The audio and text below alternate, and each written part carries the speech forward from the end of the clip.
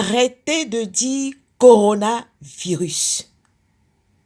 Chaque fois que vous dites quelque chose, vous créez cette chose. Chaque fois que vous appelez quelque chose par son nom, vous renforcez le pouvoir de cette chose, vous augmentez le pouvoir de cette chose, vous cristallisez cette chose dans la matière. C'est cela le pouvoir du nom.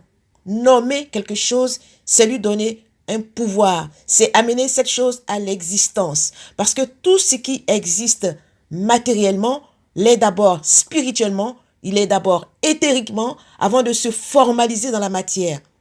Donc, chaque fois que vous dites quelque chose, vous créez cette chose dans les plans subtils. Et plus vous dites et redites le nom de cette chose, vous la formalisez, vous la cristallisez dans la matière et cette chose prend vie physiquement. Le pouvoir du nom, le pouvoir du mot, le pouvoir du parler. La vie et la mort sont au pouvoir de la langue, dites les Saintes Écritures. On va prendre un peu l'exemple de Moïse. Moïse rencontre Dieu dans le buisson ardent. Il demande à Dieu quel est son nom. Et Dieu lui dit, je suis celui qui suis. En d'autres termes, je suis celui qui existe, je suis celui qui suis. Donc en disant je suis celui qui suis, celui qui est, cela sous-entend je suis l'Éternel, celui qui est éternellement. Et en plus d'être éternel, je suis. C'est-à-dire, je suis après toi. Je t'accompagne. Je suis celui qui suis. L'Éternel. Celui qui n'a ni commencement ni fin de jour. Celui qui existe de tout temps par lui-même. Celui qui a amené tous les univers et tous les mondes à l'existence. Celui qui a posé les fondements pour vous permettre de créer avec la parole. Car je suis la parole, c'est avec elle que j'ai créé. J'ai dit que la lumière soit et la lumière fut. Et à chaque phase de la création des choses du monde terrestre, j'ai parlé. J'ai dit la chose que je voulais voir manifester et elle s'est manifestée, elle est venue à l'existence. Voici ce que dit Dieu. Dieu dit, je vous ai donné ce pouvoir en vous créant, vous les humains. Dieu nous a donné le pouvoir de créer en nous donnant la parole. Il dit, vous avez le pouvoir pour créer, pour amener les choses à l'existence, pour manifester les choses. Donc, chaque fois que vous dites quelque chose après « je suis », vous amenez cette chose à l'existence, vous créez cette chose. Chaque fois que vous appelez quelque chose par son nom, vous amenez cette chose à l'existence, vous créez cette chose et cette chose vous suit. Non seulement vous l'avez amenée à l'existence, vous êtes son géniteur, donc elle vous suit partout. Non seulement cette parole par laquelle vous avez créé vous suit, mais en plus vous la renforcez chaque fois que vous la redites.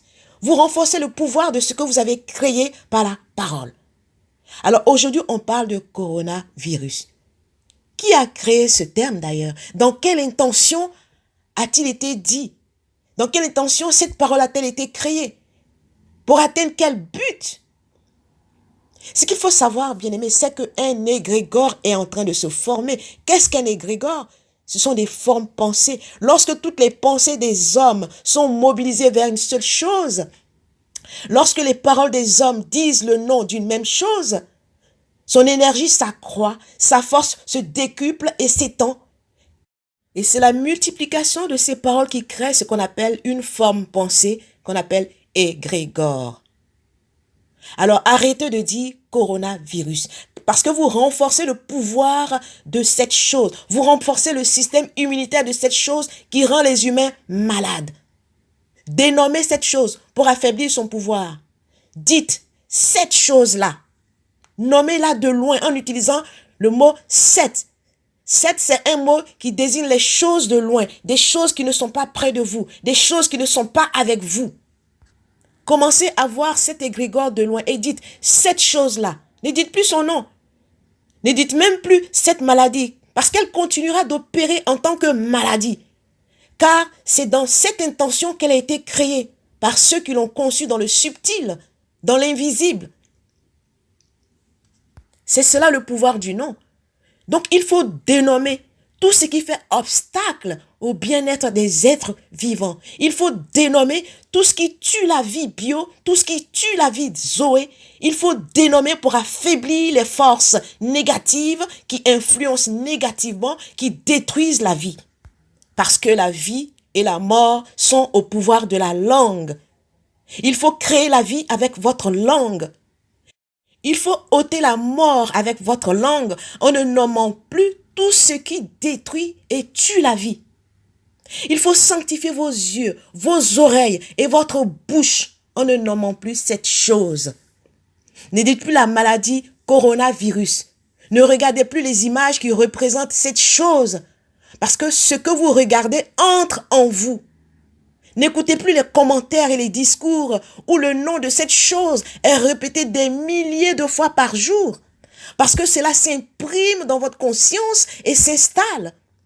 Et une fois installé, cela va attendre le moment de se manifester à travers vous. Ne dites plus coronavirus, mais dites cette chose-là. Dénommez-la.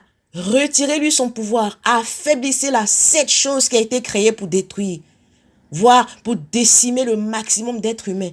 Menacez cette chose avec votre parole. Renvoyez-lui la peur qu'elle veut s'aimer en vous pour vous affaiblir, pour vous paralyser et vous détruire, vous assujettir. Dites non à cette chose-là en ne la laissant pas accéder à votre bouche en disant son nom, en ne la laissant pas accéder à vos yeux en regardant son image, en ne la laissant pas accéder à votre nez et à vos oreilles. Bouche, gorge, poumons, reins sont des organes vitaux dans l'être humain que cette chose est en train de détruire, que cette chose est en train d'atteindre par organes par lesquels cette chose passe pour entrer en l'homme pour le détruire. La bouche permet de créer par la parole. La gorge permet de faire des transactions, de parler et de se taire, de réguler beaucoup de choses dans le métabolisme de l'être humain que nous sommes. Les poumons reçoivent l'air qui oxygène notre corps. Les reins nous purifient les toxines de notre corps en éliminant par les urines. Les reins sont le siège de la peur, les poumons, etc. sont le siège d'autres émotions. Ce n'est pas le but de cet audio parce que chaque organe qui est dans notre corps est lié à une émotion qui impacte notre corps. Mais ce que j'aimerais dire, bien-aimés, arrêtez de dire le nom de cette chose. Arrêtez de regarder les images qui représentent cette chose. Arrêtez d'écouter les discours qui tournent autour de ces choses. Alors vous vous porterez mieux. Restez bénis. C'était mon partage du jour. C'était Myriam. Que la paix de l'Éternel soit avec vous. Shalom.